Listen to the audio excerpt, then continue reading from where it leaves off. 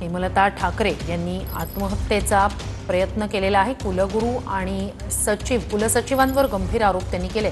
हेमलता ठाकरे मराठवाडा विद्यापीठाच्या कुलसचिव आहेत। हेमलता ठाकरे बेशुद्धावस्थेत खोलीत आढळल्या। हेमलता ठाकरे यांनी आत्महत्येचा प्रयत्न केलाय।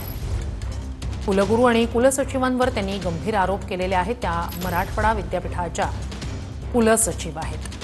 हेमलता ठाकरे यांनी आत्महत्येचा प्रयत्न केलाय। त्या बेशुद्धावस्थेत खोलीत आढळल्या। मराठवाडा विद्यापीठाच्या त्या उपकुलसचिव आहेत।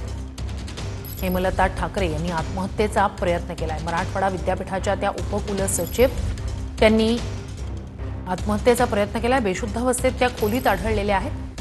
हेमलता ठाकरे यांनी आत्महत्येचा प्रयत्न केलेला आहे। हेमलता ठाकरे या मराठवाडा विद्यापीठाच्या उपकुलसचिव आहेत। त्यांनी आत्महत्येचा प्रयत्न केल्याचं समोर येतंय। त्यांनी कुलगुरू आणि कुलसचिवांवर गंभीर आरोप केलेत। हेमलता ठाकरे यांनी आत्महत्येचा प्रयत्न केला।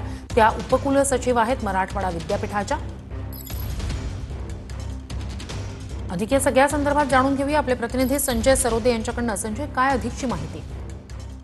नक्कीच श्रुती, हेमलता ठाकरे ह्या डॉक्टर बाबासाहेब आंबेडकर मराठवाडा विद्यापीठात उपकुलसचिव म्हणून काम करत आहेत आणि गेल्या काही दिवसापूर्वी त्यांना शिपाई मिळत नाही म्हणून त्यांनी तक्रार दिली होती। आपण ती बातमी लावली होती, परंतु आपल्याला वरिष्ठाकडून त्रास होतोय आणि त्या दृष्टीने त्रास होतोय म्हणून आज त्यांनी सोसायटी नोट केली आणि त्याच्यामध्ये विद्यापीठाचे कुलगुरू विजय फुलारी आणि कुलसचिव प्रशांत अमृतकर यांच्यावर छळ केल्याचा आरोप केला आहे आणि त्यांना सध्या उपचारासाठी त्या खाजगी रुग्णालयामध्ये नेण्यात आलेला आहे।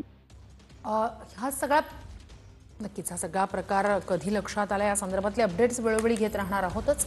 तूर्तास धन्यवाद तुम्ही दिलेल्या संपूर्ण माहितीसाठी।